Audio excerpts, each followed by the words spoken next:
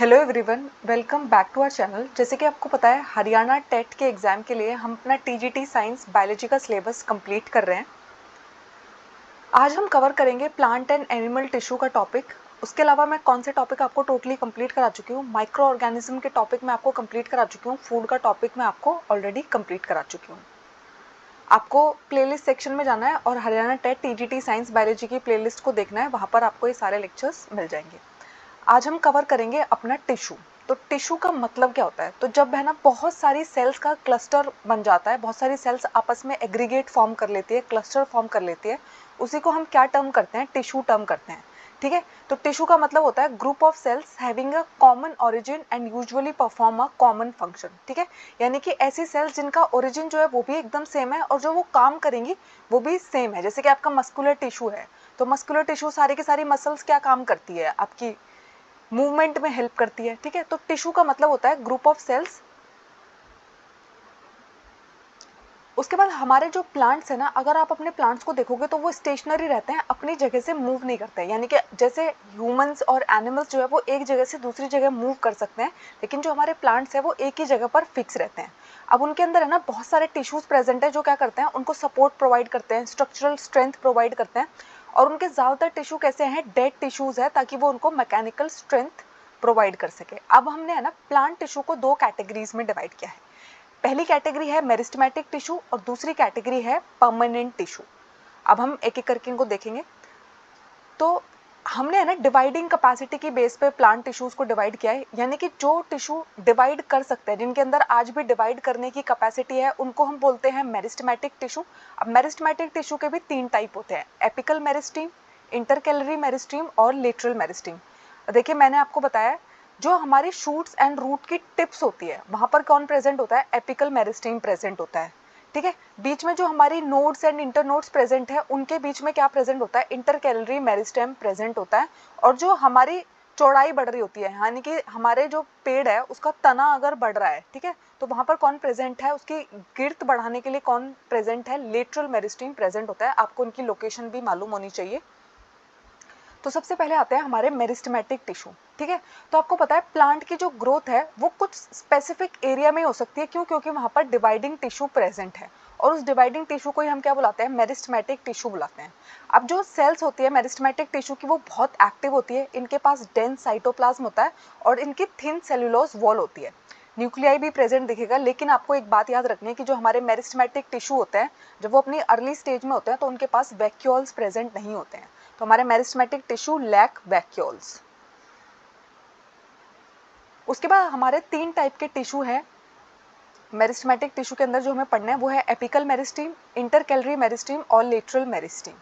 तो आपको पता है हमारा जो एपिकल मेरिस्टीम होता है वो ग्रोइंग टिप है जो हमारे स्टेम की और रूट की, वहां पर प्रेजेंट होता है। और इसका काम क्या होता है? आपके प्लांट की जो तना की लंबाई बढ़ती जा रही है, रूट की जो लंबाई बढ़ती जा रही है, यानी कि स्टेम और रूट की लेंथ इंक्रीज करने के लिए कौन रिस्पॉन्सिबल होता है? एपिकल मेरिस्टीम रिस्पॉन्सिबल होता है। उसके बाद आता है हमारा इंटरकैलरी मेरिस्टीम, जो कहाँ पर प्रेजेंट होता है? हमारे जो इंटरनोड्स है, लीव्स है, उनके बेस में प्रेजेंट होता है।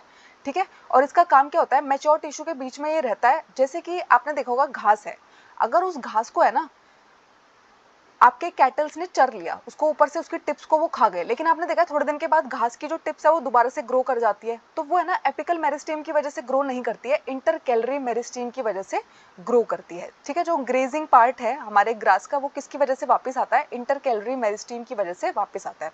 उसके बाद आता है हमारा थर्ड टाइप जो है लेटरल मेरिस्टीम। तो हमारे स्टेम की, हमारे रूट की जो चौड़ाई बढ़ती है, उसकी जो गिर्थ इंक्रीज होती है, वो किसकी वजह से इंक्रीज होती है? लेटरल मेरिस्टीम उसकी गिर्थ को बढ़ाने का, उसके कैम्बियम को इंक्रीज करने का काम करता है। तो आपको मालूम होना चाहिए कि प्लांट टिश्यू दो टाइप के होते हैं, एक होते हैं मेरिस्टेमेटिक टिश्यू और एक होते हैं परमानेंट टिश्यू। मेरिस्टेमेटिक टिश्यू हम उनको कहते हैं जिनके अंदर आज भी डिवाइड करने की कैपेसिटी है। और हमारे जो मेरिस्टेमेटिक टिश्यू है वो तीन पार्ट में डिवाइडेड है, एपिकल मेरिस्टीम, इंटरकैलरी मेरिस्टीम और लेटरल मेरिस्टीम। उसके बाद आते हैं हमारे परमानेंट टिश्यू। तो ऐसे टिश्यू जो अपनी डिवाइड करने की कैपेसिटी को खो चुके हैं और अब उनके पास है ना कुछ स्पेसिफिक रोल है, वो उन्हीं को निभाते हैं। ठीक है, तो ये जो प्रोसेस होता है, उनके पास आज एक परमानेंट शेप है, साइज है, फंक्शन है, इस प्रोसेस को हम क्या कहते हैं? डिफरेंशिएशन कहते हैं। ठीक है, तो आपके परमानेंट टिश्यू क्या शो करते हैं? डिफरेंशिएशन शो करते हैं। अब हमारे जो परमानेंट टिश्यू है वो दो कैटेगरीज में डिवाइड है, एक है सिंपल परमानेंट टिश्यू, एक है complex permanent tissue. Simple permanent tissue के अंदर आते हैं हमारे पैरेन्काइमा, कॉलनकाइमा और स्क्लेरलकाइमा, और हमारे कॉम्प्लेक्स परमानेंट टिश्यू के अंदर आते हैं जाइलम टिश्यू और फ्लोएम टिश्यू। कभी कभी एग्जाम में सिंपली आपसे पूछा जा सकता है कि एपिकल कैसा टिश्यू है, तो आपको मालूम होना चाहिए कि वो कैसा टिश्यू है, मेरिस्टेमेटिक टिश्यू है। आपसे पूछा जा सकता है कॉलनकाइमा कैसा टिश्यू है, तो आपको मालूम होना चाहिए कि वो परमानेंट है, बट कैसा परमानेंट है, सिंपल परमानेंट टिश्यू है। सबसे पहले अब हम पढ़ेंगे अपने पैरेन्काइमा टिश्यू को। तो जो हमारा पैरेन्काइमा टिश्यू है वो बहुत सारी अनस्पेशलाइज्ड सेल से बना होता है। इसकी जो सेल वॉल होती है वो बहुत ही पतली होती है, बहुत ही थिन होती है, और यहाँ पर सेल्स है ना आपस में लूजली पैक्ड है, यानी कि बहुत सारा इंटरसेलुलर स्पेस यहाँ पर प्रेजेंट होता है, क्योंकि जो हमारी सेल्स है वो बहुत टाइटली पैक्ड नहीं है, लूजली पैक्ड है। उसके अलावा हमारा पैरेन्काइमा क्या करता है, प्लांट को सपोर्ट करता है और फूड को स्टोर करने का काम करता है। उसके अलावा हमारे पैरेन्काइमा की जो स्टेम और रूट्स है वहाँ पर वो क्या स्टोर करता है, न्यूट्रिएंट एंड वाटर को स्टोर करता है। अब आपको पैरेन्काइमा के बारे में एक बात बहुत ज़्यादा ध्यान रखनी है। पहली बात तो यह है कि जो पैरेन्काइमा की वॉल्स होती है ना वो बहुत ही थिन होती है, और वो किससे बनी होती है, सेल्यूलोज से बनी होती है। आपसे एग्जाम में पूछा जाता है कि सबसे थिनेस्ट वॉल्स किस टिश्यू की है प्लांट्स में, तो आपको याद रखना है कि पैरेन्काइमा टिश्यू की बहुत ही पतली सी वॉल होती है और किससे मिलकर बनी होती है, सेल्यूलोज से मिलकर बनी होती है। उसके अलावा हमारा पैरेन्काइमा टिश्यू कौन कौन से फंक्शन परफॉर्म करता है, वो आपके प्लांट के अंदर फोटोसिंथेसिस कर सकता है, यानी कि खाना बनाने में मदद करता है, चीज़ों को स्टोर करने में मदद करता है, सिक्रीशंस में मदद करता है। तो फोटोसिंथेसिस, स्टोरेज एंड सिक्रीशन ये किसके फंक्शन है, पैरेन्काइमा टिश्यू के फंक्शन है। प्लांट के अंदर सिंपल परमानेंट टिश्यू का एग्जांपल होता है पैरेन्काइमा टिश्यू। अब हमारे जो पैरेन्काइमा है उसके दो टाइप्स भी है, एक है क्लोरेन्काइमा और एक है एरेन्काइमा। तो ऐसा पैरेन्काइमा टिश्यू जिसके अंदर क्लोरोफिल प्रेजेंट होता है और वो उसको फोटोसिंथेसिस करने में हेल्प करता है, उसको हम क्या बोलते हैं, क्लोरेन्काइमा बोलते हैं। ठीक है। उसके अलावा आपने देखा है हमारे पानी के अंदर है ना बहुत सारे पौधे दिखाई देते हैं जिनको हम क्या बोलते हैं, एक्वेटिक प्लांट्स बोलते हैं। तो आपने देखा है वो पानी के अंदर नहीं डूबते हैं, ऊपर सरफेस पे रहते हैं। तो आपने कभी सोचा है कि ऐसा क्यों होता है, क्योंकि उनके पास है ना पैरेन्काइमा टिश्यू प्रेजेंट होता है, जिसके जो उसको क्या प्रोवाइड करता है, बॉयंसी प्रोवाइड करता है, उनकी तैरने में मदद करता है, फ्लोट करने में मदद करता है, और उस पैरेन्काइमा टिश्यू का जो फ्लोटिंग में हेल्प कर रहा है एक्वेटिक प्लांट को, उसको हम एक स्पेशल नाम देते हैं, और वो स्पेशल नाम क्या है, एरेन्काइमा। ठीक है।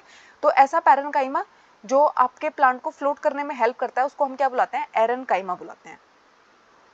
उसके बाद आता है हमारा दूसरा सिंपल परमानेंट टिश्यू का एग्जाम्पल कॉलनकाइमा। ठीक है। तो कॉलनकाइमा में कैसी सेल्स प्रेजेंट होती है, लिविंग सेल्स होती है, और ये इलोंगेटेड सेल्स है, लेकिन इनके जो कॉर्नर्स है ना वो है ना इरेगुलरली थिकेंड है, यानी कि जो इनके कोने होते हैं वो मोटे मोटे होते हैं, थिकनेस वहां पर होती है। किसकी वजह से होती है, कभी कभी एग्जाम में यही पूछा जाता है कि कॉलनकाइमा के जो कॉर्नर्स है वो थिक है, लेकिन वहां पर किसका डिपोजिशन हो रखा है। तो आपको याद रखना है कि हमारे पैरेन्काइमा के अंदर क्या प्रेजेंट था, सेल्यूलोज प्रेजेंट था। यहाँ पर जो थिकनिंग है वो किसकी वजह से प्रेजेंट है, सेल्यूलोज, हेमीसेल्यूलोज एंड पैक्टिन। तो ये तीनों के तीनों क्या करते हैं, कोनों को थिक कर देते हैं, क्योंकि इनका डिपोजिशन वहां पर हो रखा है।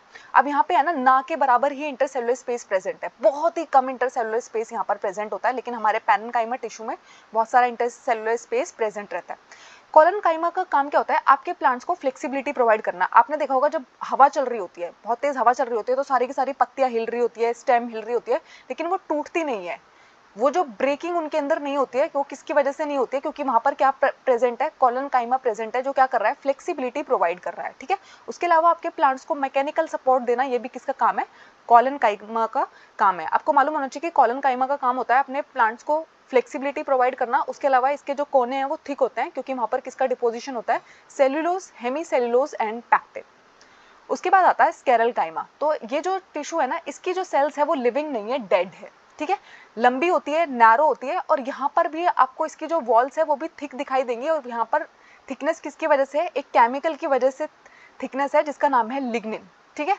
तो यहाँ पर जो केमिकल प्रेजेंट है उसका नाम है लिग्निन, और ये लिग्निन क्या करता है, इतनी थिक होती है कि कोई इंटरनल स्पेस ही नहीं मिलता है इस वाली सेल के अंदर।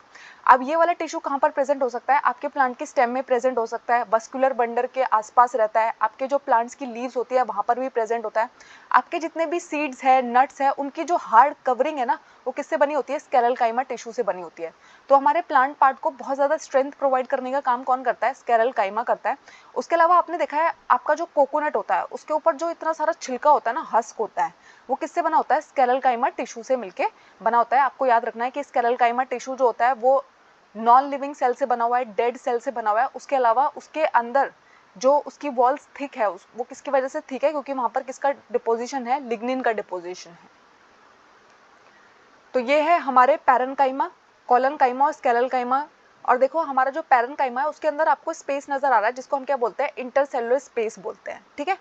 जो उसके अलावा हमारा कोलेनकाइमा होता है उसके जो कॉर्नर्स है वो थिकेंड है, किसकी वजह से, क्योंकि वहाँ पर सेलुलोज, हेमीसेलुलोज और पेक्टिन रहता है। और जो हमारा स्क्लेरोकाइमा है वहाँ पर क्या प्रेजेंट होता है, लिग्निन प्रेजेंट होता है। तो यहाँ पर मैंने एक कंपैरिजन टेबल बनाई है, पैरेन्काइमा, कोलेनकाइमा और स्क्लेरोकाइमा। तो पैरेन्काइमा का काम क्या होता है, आपके प्लांट के अंदर फूड को स्टोर करना, सिक्रीशन करना, फोटोसिंथेसिस में मदद करना, वाटर को स्टोर करना। कोलेनकाइमा का काम क्या होता है, आपके प्लांट को मैकेनिकल सपोर्ट प्रोवाइड करना, फ्लेक्सिबिलिटी प्रोवाइड करना। स्क्लेरोकाइमा का फंक्शन क्या होता है, हार्डनेस प्रोवाइड करना, स्टिफनेस प्रोवाइड करना। उसके बाद जो पैरेन्काइमा की सेल वॉल है वो थिन होती है और सेलुलोज से बनी होती है। हमारा जो कोलेनकाइमा है उसके जो कोने हैं, कॉर्नर्स है, वो बहुत ज़्यादा थिक होते हैं क्योंकि वहाँ पर किसका डिपोजिशन है, सेलुलोज, हेमीसेलुलोज एंड पैक्टिन। उसके बाद हमारा स्क्लेरोकाइमा जो होता है वहाँ पर जो सेल वॉल है वो थिक है क्योंकि किसका डिपोजिशन हो रखा है, वहाँ पर लिग्निन का डिपोजिशन हो रखा है। उसके अलावा हमारा पैरेन्काइमा के अंदर कैसी सेल होती है, लिविंग सेल होती है। कोलेनकाइमा के अंदर भी लिविंग सेल होती है, लेकिन जो हमारा स्क्लेरोकाइमा होता है वहाँ पर कैसी सेल्स प्रेजेंट होती है, डेड सेल्स प्रेजेंट होती है। फिर उसके बाद है ना हमारे पैरेन्काइमा के अंदर इंटरसेलुलर स्पेस प्रेजेंट होता है। कोलेनकाइमा के अंदर बहुत ही कम होगा या फिर एब्सेंट ही होगा, ठीक है। स्क्लेरोकाइमा के अंदर तो टोटली एब्सेंट होता है। उसके अलावा हमारे पैरेन्काइमा के दो टाइप है, एक है क्लोरेनकाइमा और एक है एरेनकाइमा, जिनके फंक्शंस भी मैंने आपको बता दिए हैं। उसके अलावा कोलेनकाइमा है ना मोनोकोट प्लांट्स में देखने को नहीं मिलेगा आपको, और जो रूट्स होती है, प्लांट की रूट्स होती है, उनके अंदर कोलेनकाइमा टिश्यू प्रेजेंट नहीं होता है। उसके अलावा जो हमारा कोकोनट हस्क है वो किससे बना होता है, स्क्लेरोकाइमा टिश्यू से मिलकर बना होता है। ये तो थे हमारे सिंपल परमानेंट टिश्यू। उसके बाद अगर आप अपने प्लांट के आउटर सरफेस को देखोगे तो वो किससे बनी होती है, एपिडर्मिस से बनी होती है। तो जो सबसे आउटर मोस्ट लेयर होती है सेल्स की उसको हम क्या बुलाते हैं, एपिडर्मिस बुलाते हैं। हमारे एपिडर्मल सेल जो है प्लांट के एरियल पार्ट्स में जो प्रेजेंट होती है वो क्या करती है, वहाँ पर है ना एक वैक्सी वाटर रेजिस्टेंट लेयर को सिक्रीट करती रहती है, जो क्या करती है हमारे प्लांट्स के अंदर से ना बहुत ज़्यादा पानी को लॉस नहीं होने देती है, ठीक है। क्योंकि आपको पता है हमारे जो प्लांट्स हैं वो क्या करते हैं, ट्रांसपिरेशन करते हैं। ट्रांसपिरेशन का मतलब है वो वाटर को है ना लॉस करते रहते हैं लीव्स के थ्रू वेपर के फॉर्म में, ठीक है।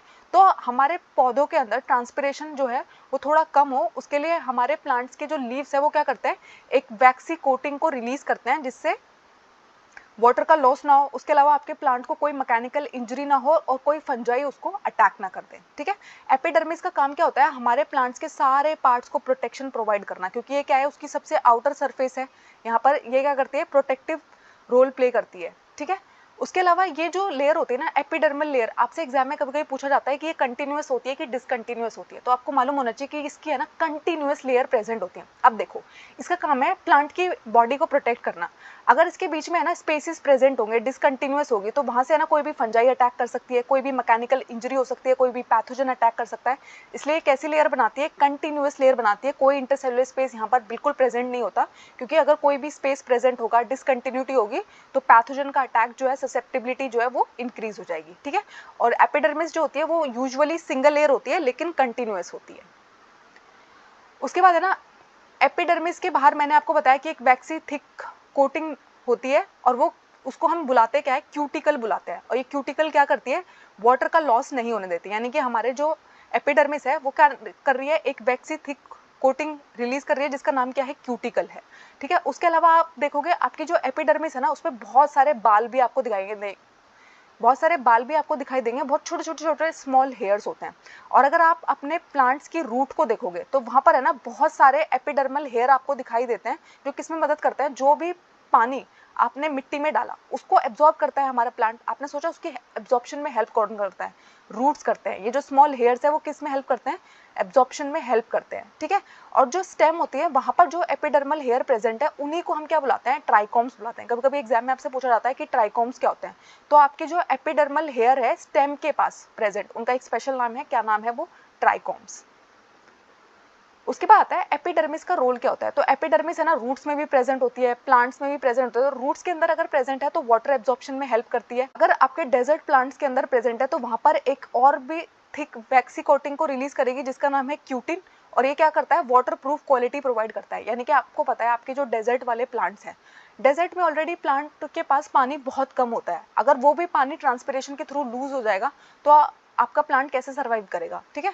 तो उसके अंदर है ना वाटर होल्डिंग कैपेसिटी बनी रहे, वो पानी को स्टोर करके रख पाए, उसके लिए उसकी सरफेस पे क्या रिलीज होता रहता है, क्यूटिन रिलीज होते रहता है, और ये किसी भी प्लांट को वाटर लॉस करने से रोकता है। ठीक है, क्यूटिन का फंक्शन आपको मालूम होना चाहिए। उसके बाद है ना, अगर आप बार्क को देखोगे, किसी भी प्लांट के कॉर्क को देखोगे, बार्क को देखोगे, तो जैसे जैसे आपका प्लांट है ना बड़ा होता रहता है, ओल्डर होता रहता है, तो उसके बाहर है ना एक आउटर प्रोटेक्टिव टिश्यू आ जाता है, जिसके अंदर है ना क्या बन जाता है, सेकेंडरी मेरिस्टेमेटिक किसको रिप्लेस कर देता है, जो एपिडर्मिस थी ना, अब वहां पर क्या आ जाएगा, सेकेंडरी मेरिस्टेम आ जाता है। ठीक है, क्या बन जाती है, बार्क बन जाती है। ठीक है, अब जो कॉर्क की सेल्स होती है ना वो डेड होती है। ठीक है, और यहाँ पर भी है ना कॉम्पैक्टली अरेंज रहेंगी और कोई इंटरसेलुलर स्पेस प्रेजेंट नहीं होता है बार्क के अंदर भी। उसके अलावा हमारी बार्क के पास भी एक केमिकल होता है जिसका नाम क्या होता है, स्यूबेरिन होता है, और ये इनको किस में हेल्प करता है, कोई भी गैस और वाटर जो है वो अंदर एंटर ना कर पाए प्लांट में। ठीक है, तो आपको याद रखना है कि डेजर्ट प्लांट की जो एपिडर्मिस है वो क्या रिलीज करती है, क्यूटिन रिलीज करती है, जो वाटर प्रूफ क्वालिटी प्रोवाइड करता है उसे। और हमारे प्लांट के पास जो कॉर्क होती है, बार्क होती है, वो एक केमिकल रिलीज करती है जिसका नाम है स्यूबेरिन। और स्यूबेरिन किस में हेल्प करता है, वो उनको इम्पेरवेस बनाता है गैसेस और वाटर के अगेंस्ट। ठीक है, उसके बाद आते हैं हमारे स्टोमेटा। तो आपको पता है, अगर आप अपने प्लांट की लीफ को कभी भी देखोगे और माइक्रोस्कोप के अंदर देखोगे तो आपको क्या नजर आते हैं, वहाँ पे टाइनी टाइनी पोर्स नजर आते हैं, और उन टाइनी पोर्स को ही हम क्या बुलाते हैं, स्टोमेटा बुलाते हैं। तो स्टोमेटा जो होते हैं वहां पर है ना दो किडनी शेप्ड सेल्स आपको नजर आएगी, जिनको हम क्या बुलाते हैं, गार्ड सेल्स बुलाते हैं। ठीक है, और ये स्टोमेटा हेल्प किस में करते हैं, वहाँ प्लांट्स की लीव्स के पास ये स्टोमेटा प्रेजेंट क्यों है, तो आपको पता है जैसे आपको सांस लेने की जरूरत है, आप जैसे गैसेस का एक्सचेंज करते हो नोज के थ्रू, स्किन के थ्रू, वैसे आपके प्लांट्स भी तो गैसेस एक्सचेंज करेंगे ना। तो ये जो स्टोमेटा होते हैं ना, गैसेस एक्सचेंज में हेल्प करते हैं प्लांट्स की। अब ट्रांसपिरेशन का मतलब क्या होता है, loss of water in the form of water vapour.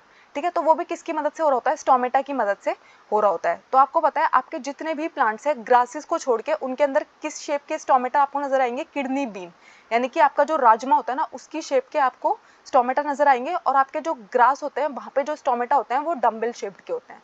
ठीक है, तो ये बात आपको याद रखनी है, एग्जाम में पूछा जाता है कि डम्बल शेप्ड स्टोमेटा हमको कहाँ देखने को मिलते हैं, तो आपके जो घास होते हैं उसके अंदर देखने को मिलते हैं, और आपके जो बाकी के सारे प्लांट हैं वहाँ पे राजमा शेप्ड के आपके स्टोमेटा होते हैं।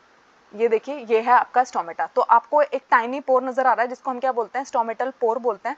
उसके बाहर आपको किडनी शेप्ड के दो गार्ड सेल्स नजर आ रही है। ठीक है, और उसके बाद क्या प्रेजेंट है, इन्हीं के अंदर क्लोरोप्लास्ट भी प्रेजेंट है। ठीक है, तो ये है ओपन स्टोमेटा और एक है आपका क्लोज स्टोमेटा। तो जैसे ये पोर जो है वो बंद हो जाता है तो उसको हम क्या बोलते हैं कि स्टोमेटा क्लोज हो गए। ठीक है, गैसेस एक्सचेंज में हेल्प करता है, लीव्स के सरफेस पे प्रेजेंट रहता है, अपर सरफेस पे प्रेजेंट होता है, इवन लोअर वाला जो लीफ का दूसरे वाला हिस्सा होता है ना, नीचे वाला, उसमें और भी ज्यादा प्रेजेंट होता है। उसके बाद आते हैं हमारे कॉम्प्लेक्स परमानेंट टिश्यू। तो कॉम्प्लेक्स टिश्यू जो होते हैं उनको हम, अब इनको हम सिंपल परमानेंट टिश्यू क्यों कह रहे थे और इनको कॉम्प्लेक्स क्यों कह रहे थे, तो सिंपल में ना आपको एक टाइप की सेल देखने को मिलती है। कॉम्प्लेक्स के अंदर है ना एक ही टिश्यू के अंदर कई टाइप की सेल आपको नजर आएंगी, और वो सारी की सारी मिलकर ना एक कॉमन फंक्शन कर रही होती है, इसलिए इनको हम क्या बुलाते हैं, कॉम्प्लेक्स परमानेंट टिश्यू बुलाते हैं। कॉम्प्लेक्स परमानेंट टिश्यू के अंदर हमें किसको पढ़ना होता है, जाइलम एंड फ्लोएम को पढ़ना होता है। तो जो आपका जाइलम टिश्यू है उसके अंदर आपको कौन कौन दिखाई देगा, जाइलम टिश्यू के अंदर ट्रैकेट्स प्रेजेंट होते हैं, वेसल्स प्रेजेंट होते हैं, जाइलम पैरेन्काइमा प्रेजेंट होते हैं, और जाइलम फाइबर प्रेजेंट होते हैं, यानी कि 4 टाइप की सेल्स प्रेजेंट है। फिर आता है हमारा फ्लोएम टिश्यू। फ्लोएम टिश्यू के अंदर क्या क्या प्रेजेंट है, सीव ट्यूब्स प्रेजेंट है, कंपेनियन सेल्स प्रेजेंट है, फ्लोएम फाइबर प्रेजेंट है, और फ्लोएम पैरेन्काइमा प्रेजेंट है। ठीक है, तो देखो फाइबर एंड पैरेन्काइमा तो दोनों के पास है, जाइलम के पास ट्रैकेट एंड वेसल होते हैं, फ्लोएम के पास sieve tube and companion cells होते हैं। अब जाइलम एंड फ्लोएम कहलाते क्या, तो आपके प्लांट्स के अंदर कंडक्शन करने का काम। ठीक है, तो कंडक्टिंग टिश्यू पूछा जाता है आपसे एग्जाम में कि प्लांट्स के अंदर कंडक्टिंग टिश्यू कौन होते हैं, तो जाइलम एंड फ्लोएम होते हैं, और ये क्या करते हैं, वस्कुलर बंडल को फॉर्म करते हैं। जाइलम का काम क्या होता है, आपके प्लांट के अंदर जो आपने पानी दिया था रूट के अंदर उसको सब जगह ट्रांसपोर्ट करना। ठीक है, उसको ऊपर लीव्स तक लेके जाना, हर जगह ट्रांसपोर्ट करना, वर्टिकली वाटर एंड मिनरल्स का ट्रांसपोर्ट करना किसका फंक्शन है, जाइलम का फंक्शन है, और ये सिर्फ एक ही डायरेक्शन में चलता है। ठीक है, यूनिडायरेक्शनल होता है। उसके अलावा जो जाइलम की सेल्स होती है वो थिक वॉल्स होती है, और उनमें से बहुत सारी सेल्स आपको डेड भी नजर आएगी। और ट्रैकेट्स एंड वेसल्स क्या करते हैं, ट्यूबुलर स्ट्रक्चर बनाते हैं जो किसमें मदद करते हैं, वाटर के ट्रांसपोर्ट में, मिनरल्स के ट्रांसपोर्ट में मदद करते हैं। उसके अलावा जो जाइलम पैरेन्काइमा होता है वो क्या करता है, फूड को स्टोर करने में हेल्प करता है। और अगर आप एक टहनी पर बैठे हैं, उस टहनी के जो साइड वे कंडक्शन होगा ना, यानी कि पानी जो ऐसे साइड वे में जा रहा होगा, साइड वाले लीव्स तक पहुंच रहा होगा, साइड वाली टहनी तक पहुंच रहा होगा, उसमें भी कौन मदद करता है, जाइलम पैरेन्काइमा मदद करता है। कभी कभी आपसे एग्जाम में अलग से पूछा जाता है कि साइड वे कंडक्शन किसकी मदद से होता है, तो जाइलम पैरेन्काइमा की मदद से होता है। ठीक है, और फाइबर का फंक्शन क्या होता है, वो सपोर्ट प्रोवाइड करते हैं। ठीक है, फिर आता है हमारा फ्लोएम। अब फ्लोएम का फंक्शन क्या होता है, फूड को ट्रांसपोर्ट करना है। हमारे प्लांट की जो लीव्स है उनको हम क्या बोलते हैं, फूड फैक्ट्रीज बोलते हैं। सारा का सारा खाना बनाने की जिम्मेदारी किसकी होती है, पत्तियों की होती है। तो पत्तियों ने जो भी खाना बनाया वो हर जगह पहुंचाना है, तने में भी पहुंचाना है, फ्रूट में भी पहुंचाना है, उन सारे पार्ट्स तक खाना लेके जाने का काम, सुक्रोज शुगर को लेके जाने का काम कौन करता है, हमारा फ्लोएम टिश्यू करता है। अब फ्लोएम टिश्यू किसमें मदद कौन करता है, सीव ट्यूब्स करती हैं, ठीक है। तो सीव ट्यूब्स जो होती हैं उनके पास क्या प्रेजेंट होती है, परफोरेटेड वॉल्स प्रेजेंट होती है, कि यानी कि उनके अंदर है ना बहुत सारे पोर्स बने रहते हैं जिनके थ्रू चीजों का ट्रांसपोर्ट हो रहा होता है। अब फ्लोएम क्या करता है, दोनों डायरेक्शन में मूव कर सकता है। देखो जाइलम में तो क्या होता है, नीचे से पानी ऊपर जा रहा था, लेकिन फ्लोएम में है ना बोथ डायरेक्शन में, यानी कि नीचे से ऊपर भी जा सकता है, ऊपर से नीचे भी जा सकती हैं चीजें। तो यहाँ पर क्या होता है, बाई डायरेक्शनल होता है। फ्लोएम का जो फ्लो होता है वो बाई डायरेक्शनल होता है, ठीक है। फ्लोएम फाइबर्स को छोड़ के जो बाकी की सारी सेल्स है ना फ्लोएम के अंदर, चाहे वो कंपेनियन सेल्स है, चाहे वो सीव ट्यूब्स है, चाहे वो फ्लोएम पैरेन्काइमा है, वो सब कैसी सेल्स है, लिविंग सेल्स है, ठीक है। उसके बाद हमें पढ़ने हैं हमारे एनिमल टिश्यू। तो ये तो थे हमारे प्लांट टिश्यू। प्लांट टिश्यू में आपको क्या पढ़ना था, meristematic tissue and permanent tissue. Meristematic tissue के एग्जांपल एंड परमानेंट टिश्यू के एग्जांपल। आई होप उसमें आपको कोई डाउट नहीं रह गया। अब हम स्टार्ट कर रहे हैं हमारे एनिमल टिश्यू। तो एनिमल टिश्यू में है ना आपको 4 मेजर टाइप के टिश्यू पढ़ने हैं। सबसे पहला टिश्यू है एपिथेलियल टिश्यू, फिर है हमारा कनेक्टिव टिश्यू, थर्ड है हमारा मस्कुलर टिश्यू एंड फोर्थ है हमारा न्यूरल टिश्यू। तो एपिथेलियल टिश्यू का मतलब होता है, आपको पता है आपकी जो पूरी की पूरी बॉडी कवर्ड है वो किसकी तरफ से कवर्ड है, स्किन ने उसको कवर किया हुआ है। तो ये जो प्रोटेक्टिव टिश्यू है जो आपकी पूरी की पूरी स्किन को प्रोटेक्ट कर रहा है, आपके पूरे बॉडी ऑर्गन को प्रोटेक्ट कर रहा है, तो इसको हम क्या बोलते हैं, एपिथेलियम बोलते हैं। तो आपके जितने भी ऑर्गन्स है, कैविटीज है, पूरी की पूरी जो स्किन है वो किससे बनी होती है, एपिथेलियल टिश्यू से बनी होती है, ठीक है। और इसका काम क्या होता है, ये एक बैरियर की तरह काम करती है। आपकी बॉडी के अंदर जो डाइजेस्टिव सिस्टम है, जो एक्सक्रीटरी सिस्टम है, उन सबको सेपरेट करके रखने का काम भी कौन करता है, हमारा एपिथेलियल टिश्यू करता है। तो सबसे पहले तो जो आपकी स्किन है, आपके माउथ के अंदर जो लाइनिंग हो रखी है, आपके जो ब्लड वेसल्स के अंदर लाइनिंग है, आपके जो लंग्स के अंदर एल्वोलाई प्रेजेंट है, आपके जो किडनी ट्यूब्यूल्स प्रेजेंट है, वो सब किससे मिलके बने हुए हैं, एपिथेलियल टिश्यू से मिलके बने हुए हैं। एपिथेलियल टिश्यू का सबसे मेजर एग्जाम्पल होता है स्किन, ठीक है। तो हमारी जो स्किन है, जो सबसे आउटर प्रोटेक्टिव कवर है, वो कौन है, स्किन है। वो किससे मिलकर बनी है, एपिथेलियल टिश्यू से बनी है। जैसे हमारे प्लांट्स के अंदर कौन था, एपिडर्मिस थी। एपिडर्मिस ने पूरे प्लांट को प्रोटेक्ट करने का काम करती थी। अब आपके जो एपिथेलियल टिश्यू है ना, वहाँ पर जो सेल्स है वो बहुत ही टाइटली पैक्ड रखती है और कंटिन्यूअस रहती है। जैसे प्लांट्स के अंदर एपिडर्मिस की कंटिन्यूअस लेयर होती है, वैसे आपकी बॉडी के अंदर एपिथेलियल टिश्यू की कंटिन्यूअस लेयर होती है।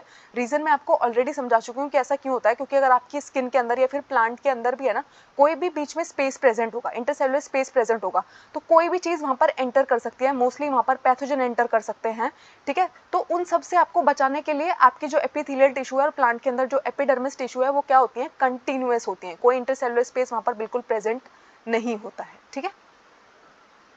ये है हमारे एपिथेलियल टिश्यू के जो हमें डिफरेंट टाइप्स पढ़ने हैं, स्क्वेमिश, क्यूबॉइडल, कॉल्यूमिनार या फिर सिलिएटेड कॉल्यूमिनार, ठीक है। तो आपको ध्यान से इनको देखना है, ठीक है। और अब हम इनको एक एक करके पढ़ेंगे। तो हमारे स्क्वेमिश टिश्यू से हम स्टार्ट करते हैं। तो सबसे पहले आते हैं सिंपल एपिथेलियल टिश्यू, जो सिंगल लेयर ऑफ सेल से मिलके बना है। यानी कि अगर आपको है ना एक सिंगल लेयर ही नजर आ रही है, सिर्फ एक ही लेयर प्रेजेंट है, तो वो क्या है, सिंपल एपिथेलियल टिश्यू की बात हो रही है। फिर आते हैं हमारे कंपाउंड एपिथेलियल टिश्यू। तो यहाँ पे है ना 2 या 2 से ज्यादा लेयर्स प्रेजेंट हो सकती हैं, और ये क्या करते हैं, हमारे बॉडी को है ना किसी भी केमिकल और मैकेनिकल स्ट्रेस से बचाते हैं। हमारी जो स्किन का पूरा ड्राई सरफेस है उसे कवर कर रखने का काम करते हैं। हमारी जो बकल कैविटी है, हमारा जो फेरिंग्स है, हमारे सलाइवरी ग्लैंड के जो डक्ट्स है, उन सबको कवर करने का काम कौन करते हैं, हमारे कंपाउंड एपिथेलियल टिश्यू करते हैं। अब जो हमारा सिंपल एपिथेलियल टिश्यू है उसके बहुत सारे टाइप्स हैं, उनको एक एक करके अब हम पढ़ेंगे। सबसे पहले आते हैं हमारे सिंपल स्क्वेमिश एपिथेलियम। तो स्क्वेमिश एपिथेलियम में क्या होता है, यहाँ पर ना बहुत ही एक्सट्रीमली थिन और फ्लैट लेयर बनी होती है। देखो इसको ध्यान से देखना है, ये देखो, ये है हमारा स्क्वेमिश। सबसे पहला दिख रहा है ना आपको, फ्लैट दिख रहा है ना, ऐसे कोई बहुत सारी लेयर्स तो नहीं नजर आ रही है ना, फ्लैट सरफेस है, ठीक है। तो ये क्या क्या करता है आपकी बॉडी में, क्या क्या सिंपल स्क्वेमिश एपिथेलियम से बना हुआ है। तो आपका जो ईसोफेगस है, जहाँ से आपका खाना आपके स्टमक में पहुंच रहा है, ठीक है, आपके माउथ की जो लाइनिंग है, ये सब किससे मिलके बने हुए हैं, स्क्वेमिश एपिथेलियम से मिलके बने हैं। उसके अलावा जो आपकी स्किन है उसके अंदर भी सिंपल स्क्वेमिश एपिथेलियम प्रेजेंट होता है। आपके जो ब्लड वेसल्स है उसकी जो लाइनिंग हो रखी है, ठीक है, जहाँ से आपकी आर्टरीज है, वेन्स है, उनकी जो लाइनिंग है वो किससे बनी हुई है, सिंपल स्क्वेमिश एपिथेलियम से बनी हुई है। आपकी जो एल्वेलाई है, ईसोफिगस है, आपका जो माउथ है, वो सब किससे बने हुए हैं, सिंपल स्क्वेमिश एपिथेलियम से बने हुए हैं। उसके बाद आता है स्ट्रेटिफाइड स्क्वेमस एपिथेलियम। ठीक है, अगर आपकी स्किन की एपिथेलियल टिश्यू है ना एक लेयर में अरेंज होने के बजाय ना कई लेयर में प्रेजेंट है, तो उनको हम क्या बोलते हैं, स्ट्रेटिफाइड वर्ड हम उसके लिए इस्तेमाल कर देते हैं। अब ये मल्टीपल लेयर्स क्यों है, देखो अगर एक लेयर है ना उसको फाड़ना बहुत आसान है, उसको चीरना बहुत आसान है, लेकिन अगर मल्टीपल लेयर्स प्रेजेंट है तो उसको वियर एंड टियर करना बहुत मुश्किल होता है। और ये पैटर्न ऑफ लेयर्स बनाते हैं ताकि क्या हो, कोई भी चीज, कोई भी पैथोजन, कोई भी इंजरी हमें हार्म ना कर पाए। ठीक है, तो इसको हम क्या बोलते हैं, स्ट्रेटिफाइड स्क्वेमस एपिथेलियम बोलते हैं। उसके बाद आता है हमारा कॉल्यूमिनार एपिथेलियम। तो जितना भी एब्जॉर्प्शन और सिक्रीशन जहाँ पर हो रहा होता है ना इंटेस्टाइन के अंदर, उसको हम क्या बोलते हैं, वहाँ पर कौन सा हमारा एपिथेलियल प्रेजेंट होता है, कॉल्यूमिनार एपिथेलियम प्रेजेंट होता है। कॉल्यूमिनार का मतलब होता है पिलर लाइक एपिथेलियम वहाँ पर प्रेजेंट है। ये देखो, ये देखो यहाँ पे ऐसा लग रहा है ना आपको पिलर सा रखा हुआ है, कॉल्यूमिनार वाले को देखो कैसे एकदम पिलर पिलर पिलर फील हो रहा है आपको। ठीक है, तो इसको हम क्या बोलते हैं, कॉल्यूमिनार एपिथेलियम बोलते हैं। आपकी जो इंटेस्टाइन होती है वहाँ पर ये प्रेजेंट होता है और बहुत सारे सिक्रीशंस में हमारी एब्जॉर्प्शन में हेल्प कर रहा होता है। और आपको पता है आपके इंटेस्टाइन के अंदर मैक्सिमम एब्जॉर्प्शन हो रहा होता है फूड का, और वहीं से हमारे खाने का जो है एब्जॉर्प्शन होना शुरू, मतलब सबसे ज़्यादा एब्जॉर्प्शन होता ही वहाँ पे है, डाइजेशन भी वहीं पर होता है। ठीक है, तो कॉल्यूमिनार एपिथेलियम कहाँ पर प्रेजेंट होता है, हमारे इंटेस्टाइन में प्रेजेंट होता है। उसके बाद आते हैं हमारे सिलिएटेड कॉल्यूमिनार एपिथेलियम। तो यहाँ पर है ना आपको पिलर सा तो फिल हो गई, लेकिन छोटे छोटे छोटे हेयर्स प्रेजेंट है, यहाँ पर सीलिया प्रेजेंट है। ठीक है, ये हेयर लाइक प्रोजेक्शन प्रेजेंट है। अब ये सीलिया क्या करते हैं, ये मूव कर सकते हैं, हिलते हैं ये। ठीक है, और ये क्या करते हैं, म्यूकस को है ना आगे फॉरवर्ड करते हैं, यानी कि सफाई में आपकी मदद करते हैं। ये कहाँ पर प्रेजेंट होते हैं, आपके लंग्स के अंदर है ना बहुत सारा म्यूकस बनता है, तो वहाँ पर जो आपके ब्रोंक्यूल्स है उसके पास कौन सा एपिथेलियम प्रेजेंट है, सिलिएटेड कॉल्यूमिनार एपिथेलियम प्रेजेंट है। उसके अलावा आपको पता है फीमेल के अंदर जो फेलोपियन ट्यूब होती है उसके अंदर है ना वो ओवर रिलीज करती है और मेल की बॉडी से स्पर्म आता है। अब उन दोनों का फर्टिलाइजेशन होना है, उन दोनों का मेटिंग होना है, तो उसके लिए है ना ओवम को आगे आगे मूव करने में हेल्प करना, स्पर्म को आगे आगे मूव करने में हेल्प करने के लिए फेलोपियन ट्यूब के अंदर है ना बहुत सारे सीलिया प्रेजेंट होते हैं। ठीक है, तो यहाँ पर भी कौन सा एपिथेलियम प्रेजेंट होता है, सिलिएटेड कॉल्यूमिनार एपिथेलियम। आपको एग्जांपल्स याद रखने कि ये कौन सा कहाँ पर प्रेजेंट होगा, तो आपको मालूम होना चाहिए कि कॉल्यूमिनार हमारे इंटेस्टाइन में प्रेजेंट होता है, सिलिएटेड हमारी फिलोपियन ट्यूब और ब्रोंक्यूल्स के अंदर प्रेजेंट होता है।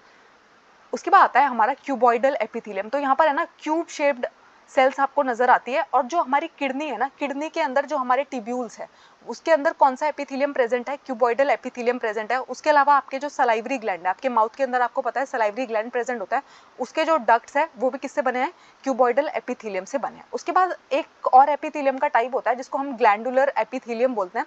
तो कभी कभी क्या होता है, आपका जो एपिथेलियल टिश्यू है ना वो थोड़ा अंदर की तरफ फोल्ड हो जाता है, मुड़ जाता है, और वहां पर मल्टी सेलुलर ग्लैंड बना लेता है। इसको ही हम क्या बोलते हैं, ग्लैंडुलर एपिथेलियम बोलते हैं। उसके अलावा है ना आपको टाइप्स ऑफ जंक्शंस भी पढ़नी है। तो आपके एपिथेलियल टिश्यूज के पास है ना डिफरेंट टाइप की 3 जंक्शंस प्रेजेंट होती है। सबसे पहले होती है टाइट जंक्शंस। तो क्या करती है, किसी भी टिश्यू में ना कोई भी लीकिंग ना हो, कोई भी सब्सटेंस को लीक नहीं होने देती है, उसमें हमारी हेल्प कौन करती है, टाइट जंक्शंस करती है। आपको इनके फंक्शंस मालूम होने चाहिए। तो टाइट जंक्शन का फंक्शन होता है कोई भी लीकिंग ना होना, कोई भी सब्सटेंस लीक नहीं हो सकता, मूव करके बाहर नहीं जा सकता उसमें, क्योंकि मदद कौन कर रहा है, टाइट जंक्शंस हेल्प कर रही है। उसके बाद होती है अडहेरिंग जंक्शन। तो अडहेर करने का मतलब क्या होता है, सीमेंटिंग करना, यानी कि आपकी जो नेबरिंग सेल्स है वो सब आपस में एकदम चिपक के साथ में फंक्शन करे, इसको हम क्या बोलते हैं, अडहेरिंग जंक्शंस बोलते हैं। तो हमारे नेबरिंग सेल्स को सीमेंट करके रखना, साथ में पकड़ के रखना, ये फंक्शन कौन करता है, अडहेरिंग जंक्शंस करती हैं। उसके बाद आता है गैप जंक्शंस। तो गैप जंक्शंस का मतलब होता है आपको है ना सेल्स को आपस में कम्युनिकेट करना है, एक दूसरे से कनेक्ट करके आपस में कम्युनिकेट करना है। ठीक है, क्योंकि चीज़ों का क्या हो सके, ट्रांसफर हो सके, आपके आयंस ट्रांसफर हो सके, आपके स्मॉल मॉलिक्यूल्स बिग मॉलिक्यूल्स आपस में ट्रांसफर हो सके, उसके लिए जो आपको स्पेस प्रोवाइड कर रहा है, तो वो स्पेस प्रोवाइड करने का काम कौन करते हैं, गैप जंक्शंस प्रोवाइड करते हैं। तो आपको मालूम होना चाहिए कि टाइट जंक्शन का काम क्या होता है, अडहेरिंग जंक्शंस का काम क्या होता है, और गैप जंक्शंस का काम क्या होता है।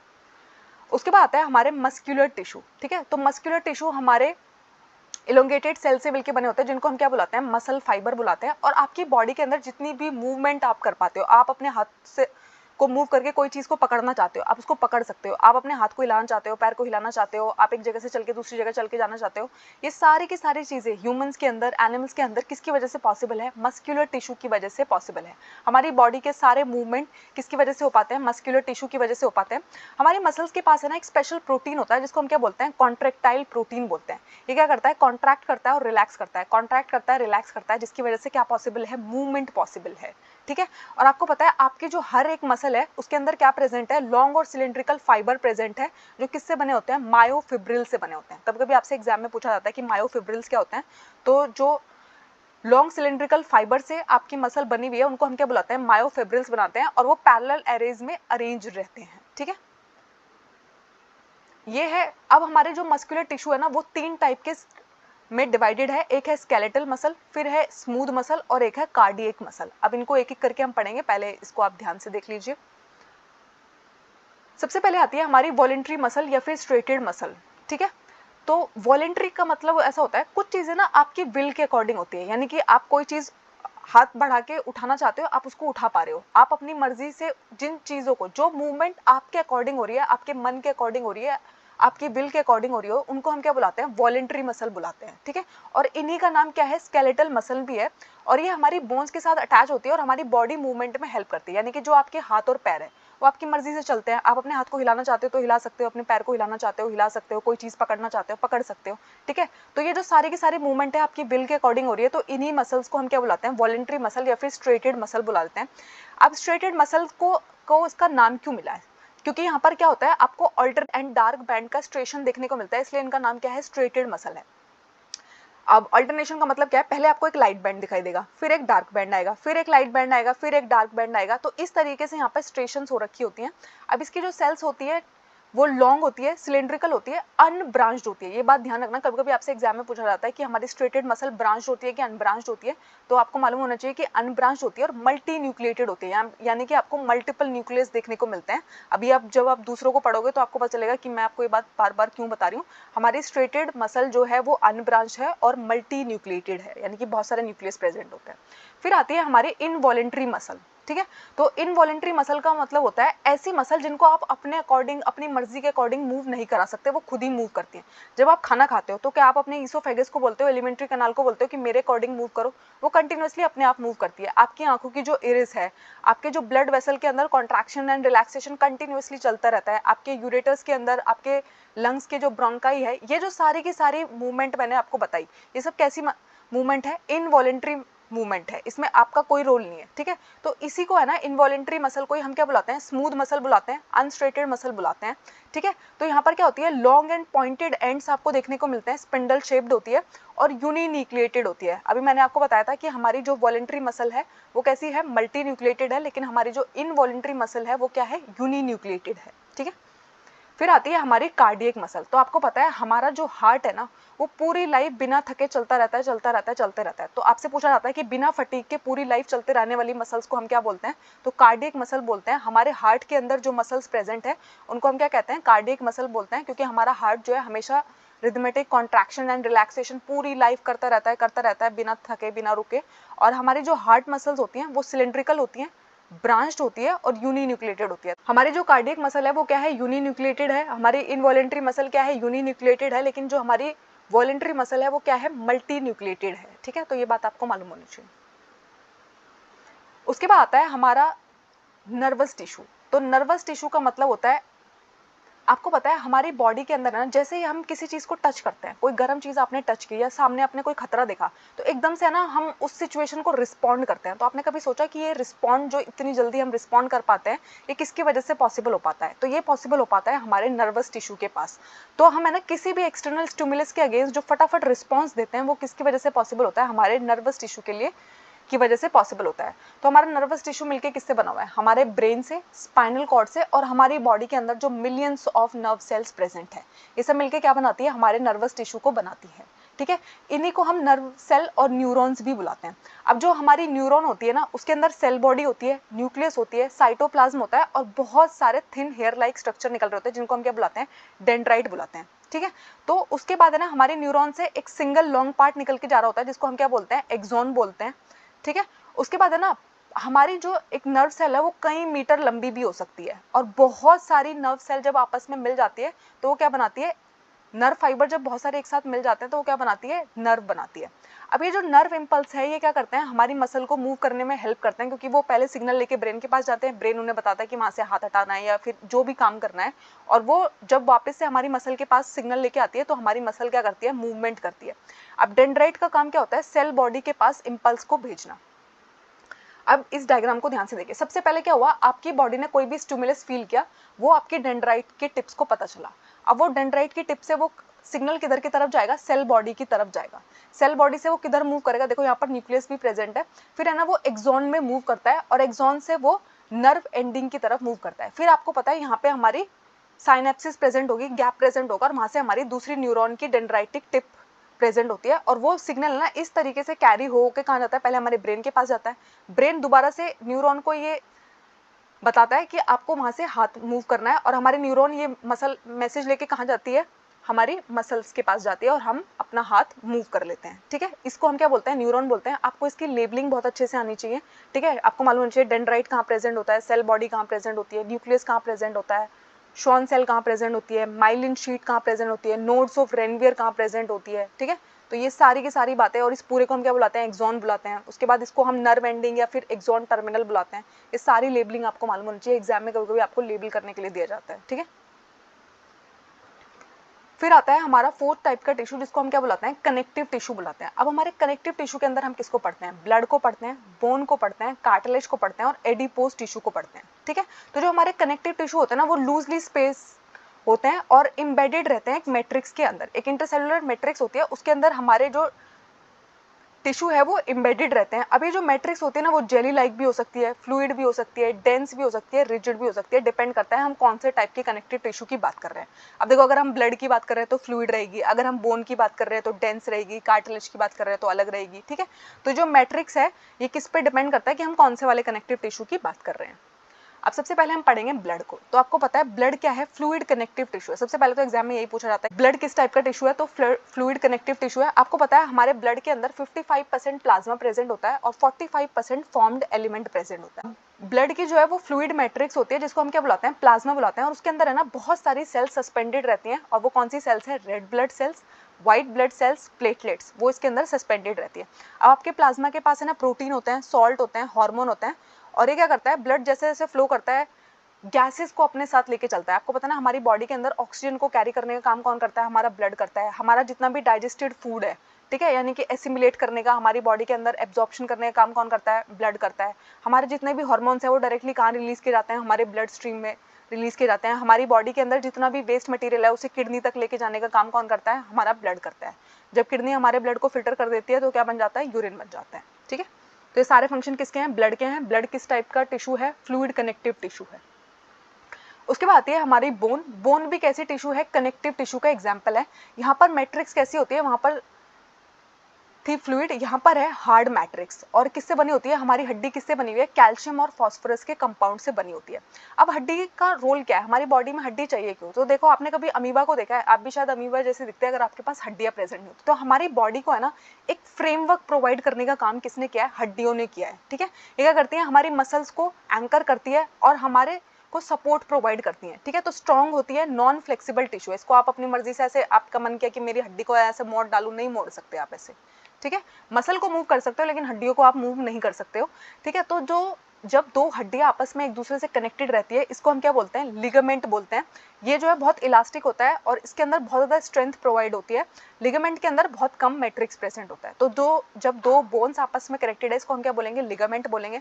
टेंडन्स का काम क्या होता है, जब आपकी बोन है ना मसल से अटैच है, तो ये भी कनेक्टिव टिश्यू का एक टाइप होता है और इसको हम क्या बोलते हैं, टेंडन बोलते हैं। तो टेंडन का मतलब होता है जब मसल एंड बोन आपस में अटैच है और दो बोन आपस में अटैच है, इसको हम क्या बोलते हैं, लिगामेंट बोलते हैं। एग्जाम में बहुत बार पूछा जाता है कि लिगामेंट किसको कहते हैं, टेंडन किसको कहते हैं। ठीक है, टेंडन जो है वो फाइब्रस टिश्यू है, इसके अंदर बहुत स्ट्रेंथ होती है। ठीक है, लेकिन फ्लेक्सिबिलिटी इसके अंदर भी कम है। उसके बाद आता है हमारा कार्टिलेज। कार्टिलेज भी हमारा कनेक्टिव टिश्यू होता है। अब इसके अंदर क्या होता है, मैट्रिक्स जो होती है वो सॉलिड होती है और किससे मिलके बनी है, प्रोटीन और शुगर से मिलके बनी हुई है। अब आपका जो कार्टिलेज है वो कहाँ प्रेजेंट है, आपका जो नोज का टिप अगर आप टच कर रहे हो, अगर आप अपने ईयर को टच कर रहे हो, ठीक है, तो आपने देखा कितने फ्लेक्सिबल से है, इनको मूव करना कितना आसान है।